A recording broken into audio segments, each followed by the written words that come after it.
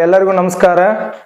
ಬೆಳಗಾವಿ ಜಿಲ್ಲೆಯ ಯರಗಟ್ಟಿ ತಾಲೂಕಿನ ಐತಿಹಾಸಿಕ ಕ್ಷೇತ್ರವಾದಂತ ಬೆನಕಟ್ಟಿಯ ಶ್ರೀ ದುರ್ಗಾದೇವಿ ಜಾತ್ರಾ ಮಹೋತ್ಸವವು ಪ್ರತಿ ವರ್ಷದಂತೆ ಈ ವರ್ಷವೂ ಸಹಿತ ಆದಿಶಕ್ತಿ ಅವತಾರವಾದಂತ ಶ್ರೀ ದುರ್ಗಾದೇವಿ ಜಾತ್ರಾ ಮಹೋತ್ಸವ ಸುಮಾರು 4 ದಿನಗಳವರೆಗೆ ಅತ್ಯಂತ ವಿಜೃಂಭಣೆಯಿಂದ ಸಾವಿರಾರು ಭಕ್ತರ ಮಧ್ಯೆ ಅತ್ಯಂತ ವಿಜೃಂಭಣೆಯಿಂದ ನಡೀತಾ ಇದೆ.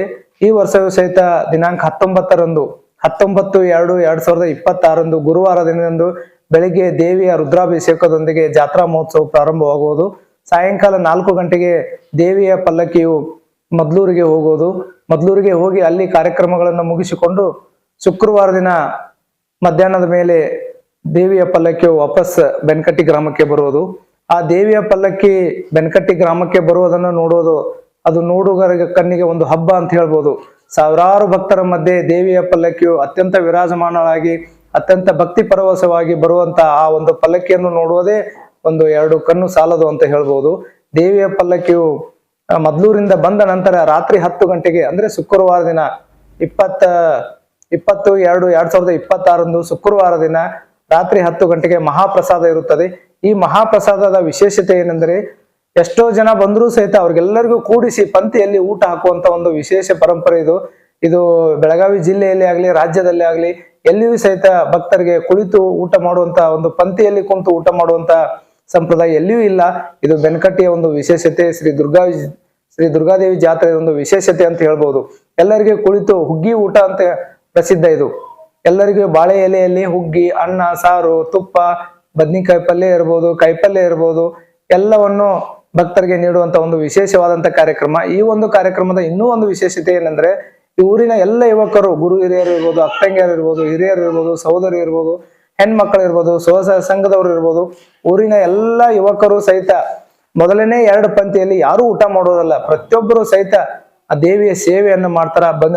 ಬೇರೆ ಊರಿನಿಂದ ಬಂದಿರುವಂತ ಭಕ್ತರಿಗೆ ಮೊದಲು ಊಟವನ್ನು ಬಡಿಸಿ ಅವ್ರು ಊಟ ಮಾಡಿದ ಎಲೆಯನ್ನು ಸಹಿತ ನಾವೇ ತೆಗೆದು ಕೊನೆಗೆ ಆಮೇಲೆ 2 ಪಂಕ್ತಿ ಆದ್ಮೇಲೆ ಊರನವರು ಊಟ ಮಾಡ್ತಾರೆ. ಇದೊಂದು ವಿಶೇಷ, ಇದು ಒಂದು ಭಾವೈಕ್ಯತೆಯ ಸಂಕೇತ. ಇದು ಯಾವುದೇ ಜಾತಿ ಧರ್ಮ ಭೇದ ಭಾವದಿಂದ ಎಲ್ಲರೂ ಕೂಡಿ ಶ್ರೀ ದುರ್ಗಾದೇವಿಯ ಭಕ್ತರು ಎನ್ನುವಂತ ಒಂದು ನಂಬಿಕೆಯಲ್ಲಿ ಎಲ್ಲರೂ ಕೂಡಿ ಆ ದೇವಿಯ ಒಂದು ಪ್ರಸಾದದಲ್ಲಿ ತಾವೆಲ್ಲರೂ ಸೇವೆಯಲ್ಲಿ ತೊಡಗಿಸಿಕೊಳ್ತಾರೆ. ಇನ್ನ 3ನೇ ದಿನ ಶನಿವಾರ ದಿನ 21/2/2026 ಸುಮಾರು 51 ಜೋಡಿ ಸಾಮೂಹಿಕ ಮದುವೆ ಕಾರ್ಯಕ್ರಮಗಳು ಇರುತ್ತವೆ. ಪ್ರತಿ ವರ್ಷದಂತೆ ಈ ವರ್ಷವೂ ಸಹಿತ ದುರ್ಗಾದೇವಿಯ ಪಲ್ಲಕ್ಕಿಯ ಒಂದು ಸಮ್ಮುಖದಲ್ಲಿ ಆ ನವ ಜೋಡಿಗಳು, ಒಂದು ನವ ವಿವಾಹಿತರು ಒಂದು ಹೊಸ ಬದುಕಿಗೆ ಕಾಲಿಡ್ತಾ ಇದ್ದಾರೆ. ಒಂದು 51 ಜೋಡಿಗಳ ಒಂದು ಸಾಮೂಹಿಕ ಮದುವೆ ಸಮಾರಂಭವು ಸಹಿತ ಶ್ರೀ ದುರ್ಗಾದೇವಿ ದೇವಸ್ಥಾನದ ಎದುರಿಗೆ ಆ ಒಂದು ಪೆಂಡಲ್ ನಲ್ಲಿ ಹಾಕಿರುವಂತ ಭವ್ಯವಾದಂತ ಒಂದು ಪೆಂಡಲ್ ನಲ್ಲಿ ಆ ಒಂದು ಕಾರ್ಯಕ್ರಮ ನಡೀತಾ ಇದೆ. ಅವತ್ತು ಸಹಿತ ಎಲ್ಲರಿಗೂ ಮಹಾಪ್ರಸಾದ ಇರುತ್ತದೆ. ಬೆಳಿಗ್ಗೆಯಿಂದ ಸಾಯಂಕಾಲ ರಾತ್ರಿವರೆಗೂ ಸಹಿತ ಮಹಾಪ್ರಸಾದ ಇರುತ್ತದೆ 3ನೇ ದಿನವೂ ಸಹಿತ. ಇನ್ನು 4ನೇ ದಿನ